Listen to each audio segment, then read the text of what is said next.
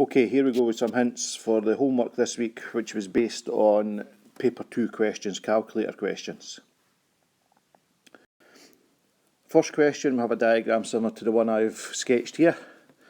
Now we know that each of these little blocks are 3 high, and we know the step in is 1 in each direction. So if we have to get to Q, we've got to go in 1, let me do this, in 1 and then in 1, up 3, in 1, in 1 and up 3. So that's in 1 in the x direction, in another 1 in the x direction, so that's 2 in the x direction, and then we've got to go 1 in the y direction, another 1 in the y direction, so that's 2 in the y direction, and then I've got to go up 3 for the height of this block, 3 for the height of this block, and 3 for the height of this block. So that means that the point Q is along 2, in 2, and then up 3. Now point R, it's the same sort of idea, but instead of going in this time, we're going to go backwards. So from this point here, we're going to go back 1, in 1, up 3. Back 1, in 1, up 3. Back 1, in 1, and up 3. So that's back 1, 2, 3. So that's back 3 from this number. And then it's in 1, 2, 3. And then it's up 3 here, 3 here, 3 here, and 3 here. Now that should be enough information for you to write down the coordinates of R. Then find the angle QPR. We have this diagram here. We need to put the little vector arrows on, know the ones that we're trying to find. So that cos theta is vector P to Q dotted with vector P to R, and that's divided by the length of PQ times the length of PR. Okay, so you should be able to do that. Question 2, very similar diagram. Let's look first of all at the coordinates of B. Now this diagram's been changed ever so slightly. This axis here is your x-axis, this axis here is your y-axis, and this one straight up and down, that's your y-axis. So, looking at the picture, what we got? We know that the bottom block is 17 wide along there. We know that the top block is 11 wide. So 17 minus 11 is 6. So that tells us that this distance here is 3. 3 on each side. Similarly, the top block is 5 wide. The bottom block is 9 wide. 9 minus 5 is 4. So that tells us that this distance here is 2. And this distance at the back is 2. So how do we get to the point B? We get to the point B by starting here, and we go in 3, matches this 3, in 3, and then we go along the Y2, matching this 2, and then we go up the height of the 2 blocks. So for B, it's going to be to the right 3, it's going to be to the left 2, and then it's going to be up the height of the blocks, which is 8 and then 7. So it's going to be up 15.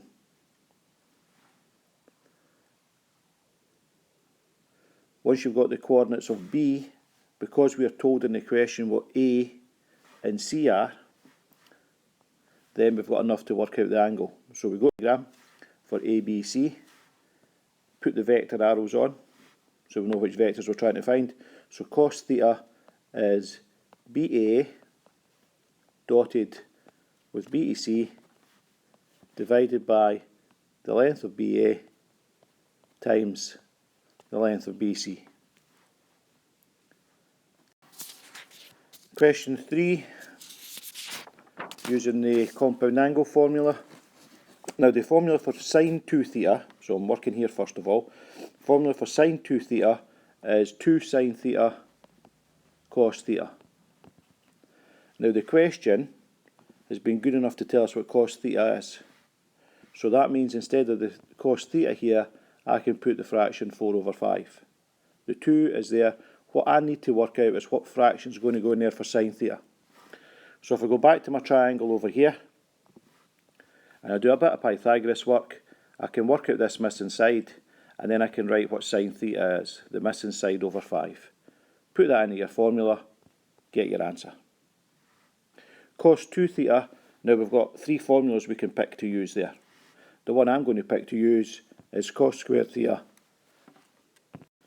minus sine squared theta. Because you know what the value of cos theta is, it's 4 over 5. So I'm just going to square that, so put it in brackets. Take away, you've just worked out sine for the first part, square that, work out your answer. Question 4. Again, another similar question to the last one we've just done. We know the value of tan A. Tells us in the question that tan A is 3 over 4, so that leads to this triangle. We know that tan B is 5 over 12, so that leads to this triangle.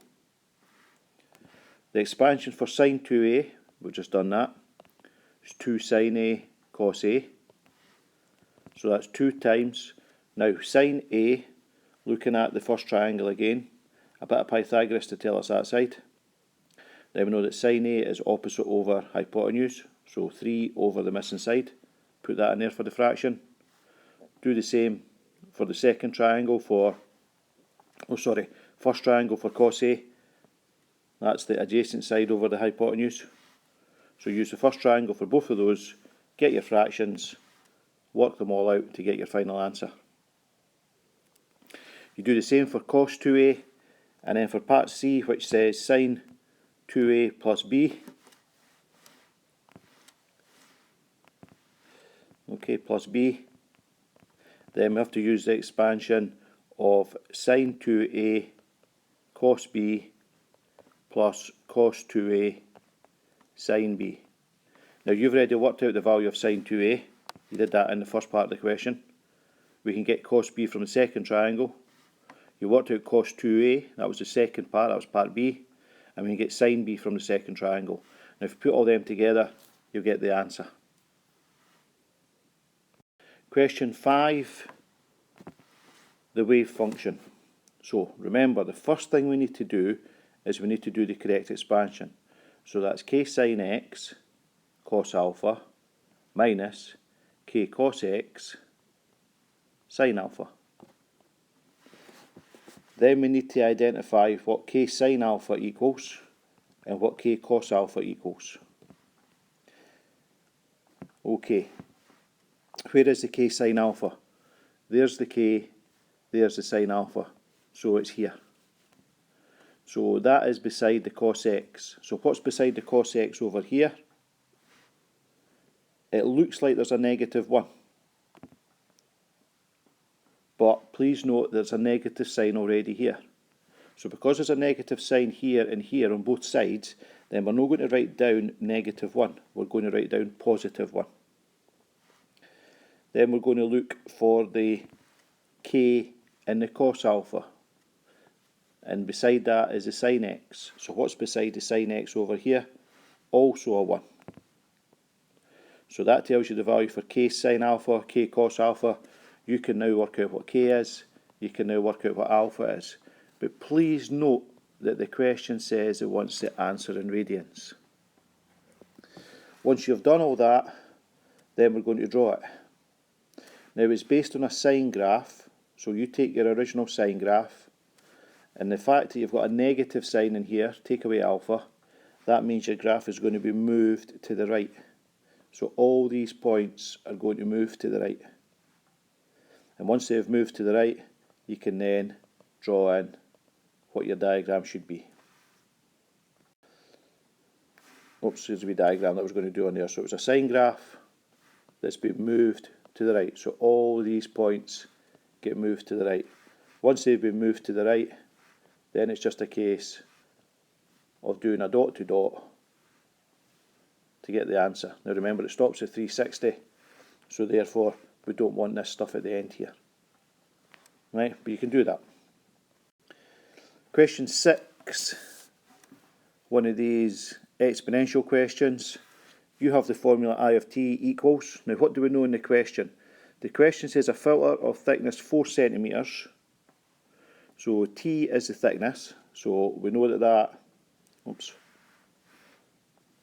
is 4 centimetres. It went from an intensity of 120 down to 90. So the starting value is 120. It then goes to 90. So I have to plug all these values into that formula. So I end up with 90 equals 120 e to the minus k times 4. So if I tidy that up, I get 120 e to the minus 4k equals 90. Now I take the 120 over, so I get e to the minus 4k equals 90 divided by 120. Now if I take the logs of each side, the e disappears and I'm left with the log of, well, we know 90 divided by 120 is 0.75. And then I can take the minus 4 over and I get the value of k. For the second question, it is very, very similar to the first part. You have the formula there. This time the thickness of the filter is 10, so the thickness is 10. The k you've got from your previous answer, so you'll know that. And you want to know what the percentage reduction is. So let's say that at the start 100% of light got through. Okay, so without any filters there was 100% of light that got through. We need to work out how much gets through. So we're going to use the formula I of t equals 100 e to the minus. Now remember, you've worked out what k is, you've done that previously, times the thickness is t. Work all that out and you'll get an answer. Now that answer will be a percentage and you're going to use that to answer the question. Okay.